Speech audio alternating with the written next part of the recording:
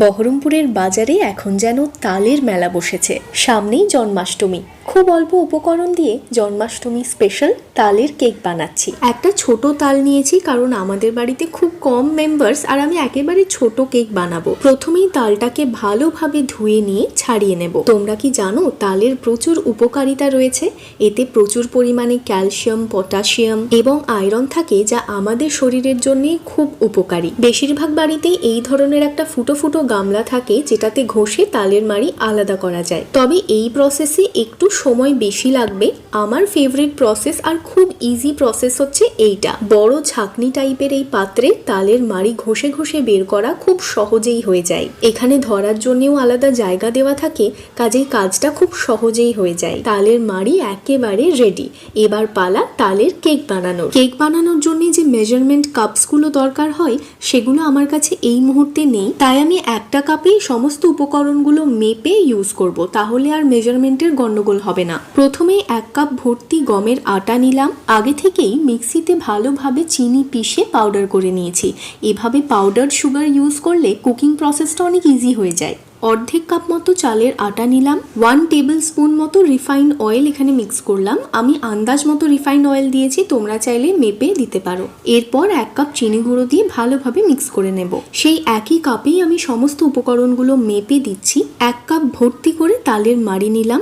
তালের মাড়িটার কালার দেখো এত সুন্দর, আর এটার যা সুগন্ধ বেরোয় গোটা বাড়ি সুগন্ধে ভরে যায়। নিজেদের গাছের তাল হলে বা খুব মিষ্টি তাল হলে পরে চিনিটা স্কিপ করা যায়, তবে আজকের তালটা না খুব একটা মিষ্টি না, সেই জন্যই চিনিটা অ্যাড করলাম। না তো আমরা সচরাচর তালের কেকে খুব বেশি চিনি দিই না। ব্যাটারটা ভালোভাবে মিক্স করার জন্য অল্প একটু দুধ মেশালাম। দুধের পরিমাণ তোমরা আন্দাজ মতো মিক্স করতে পারো, অল্প অল্প করে দেবে, আর যদি প্রয়োজন হয় তাহলে পরে আর একটু দেবে। খুব বেশি শক্ত বা খুব পাতলা ব্যাটারের প্রয়োজন নেই। এরপর মন পছন্দ ড্রাই ফ্রুটস দিতে পারো, আমি এখানে শুধু কাজু দিয়েছি।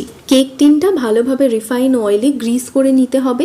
তোমরা চাইলে বাটার পেপার ইউজ করতে পারো, তবে আমি দেখেছি তালের কেকের সাথে বাটার পেপার ইউজ করলে পেপারটা তালের কেকে চিপকে যায়। সব শেষে সামান্য একটু বেকিং পাউডার দিয়েছি, 1/2 টিস্পুন মতো। বেকিং পাউডার দেওয়ার পর খুব বেশি মিক্স করতে হবে না, আর কেকের ব্যাটার যখনই মিক্স করবে এটা মনে রাখবে কাট অ্যান্ড ফোল্ড পদ্ধতিতে মিক্স করতে হয়। ব্যাটারটার কনসিস্টেন্সি ঠিক এই রকম হবে, খুব বেশি পাতলাও না আবার খুব একটা গাঢ়ও না, মোটামুটি এই কনসিস্টেন্সি এলে একেবারে রেডি।